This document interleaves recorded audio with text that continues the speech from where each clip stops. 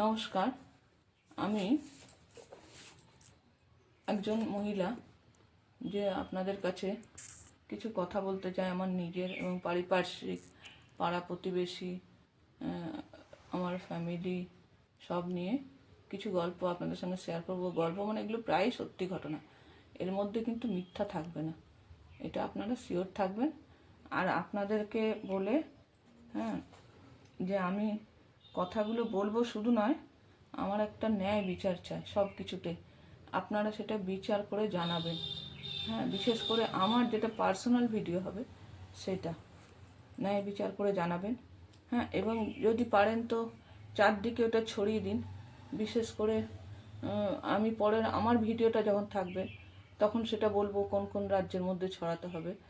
আর এগুলো চারদিকে একটু ছড়িয়ে দিন যাতে সবার একটু মতামত আমি জানতে পারি। পছন্দ হলে জানাবেন। চারদিকে ছড়িয়ে আমাকে ওটা আমাকে সাহায্য করবেন ন্যায় বিচার পেতে। যেটা আপনাদের সাহায্য ছাড়া আমি মুক্তি পাবো না, ন্যায় না। আমার নিজের ক্ষেত্রে বিশেষ করে বলছি যে আমার খুব মুক্তির দরকার।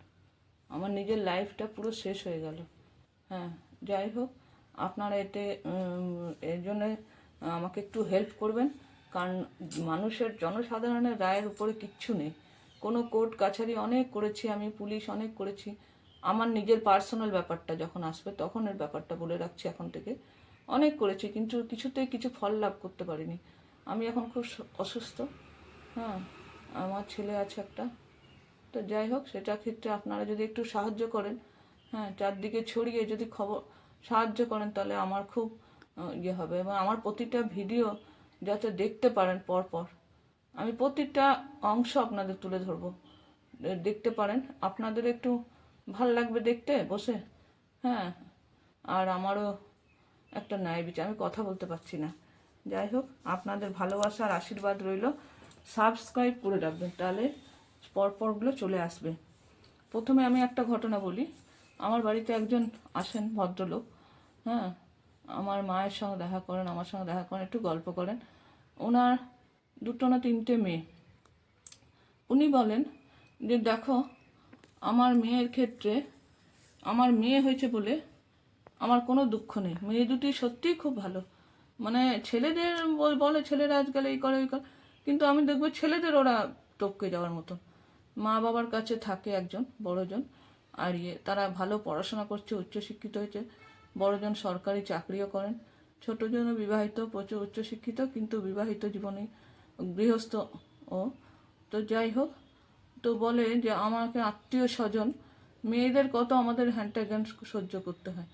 আত্মীয় স্বজন আমাদের বলে সবার ডিউটিও করে আমার হয়ে, যেগুলো আমার পাড়া প্রতিবেশী বা আত্মীয় স্বজন, ভাই ভাইয়াত, গ্রামের বাড়ি বা এখানে যেখানে থাকেন ওনারা, সব ডিউটি আমার মেয়েরা করে আমার সঙ্গে। আমি না পারলে তারাও অন্তত করে আসে। কিন্তু যখন কোনো কিছু কাজ হয় বা অনুষ্ঠান বাড়ি হয় বা কোনো সময় দরকারে হলে, যাদের ঘরে পুত্র সন্তান আছে, কন্যা সন্তান, সেও তো সন্তানই আমার, কিন্তু পুত্র সন্তান যেহেতু থাকার ফলে তারা একটা এক্সট্রা আলাদা ফেসিলিটি পায়, সম্মান পায়। আমার ক্ষেত্রে সেটা হয় না। যেটা আমি দেখেছি, আমার মেয়েরা সব করলো, কেউ মারা গেল তার ইয়েটাও আমার মেয়েরা আমার সঙ্গে গিয়ে দিয়ে এলো, বা আমি একটু বয়স হয়ে গেছে বা তারাই বললো আমি দিয়ে আসছি বাবা। কিন্তু কোনোদিনও নেমন্তন্ন করতে এসে, একটা উদাহরণ দিচ্ছি সাধারণত, যে নেমন্তন্ন করতে এসে যে ওরা বলবে না যে আপনি না পারলে মেয়েদের পাঠাবেন, মেয়ে জামাই যদি থাকেন কোনোদিনও না যাবেন, যদি না যেতে পারেন ঠিক আছে চেষ্টা করবেন বলে চলে যান। কিন্তু যাদের ঘরে পুত্র সন্তান আছে, ছেলে আছে, না ছেলে বউকে পাঠাবেন, কিন্তু না যেতে পারলে ছেলে বউ কিন্তু যাবেন। কিন্তু কেউ এই কথাটা বলে না যে মেয়ে যাবে, কোনোদিনও ডাকবে না মেয়েকে আলাদা করে তারা। কিন্তু এটা আমার খুব খারাপ লাগে যে আমি যখন থাকবো না, আমার দিক দিয়ে আমার মানে পুরো পরিচয় পুরো চলে যাবে।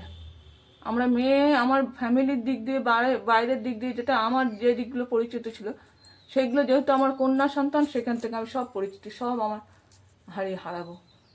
এই ব্যাপারে আপনারা একটু ন্যায় বিচার করে জানেন যে এটা ঠিক না ভুল, কি ব্যাপারে কি না, এটা কি উচিত না উচিত না। এরপরে আপনারা কি করবেন?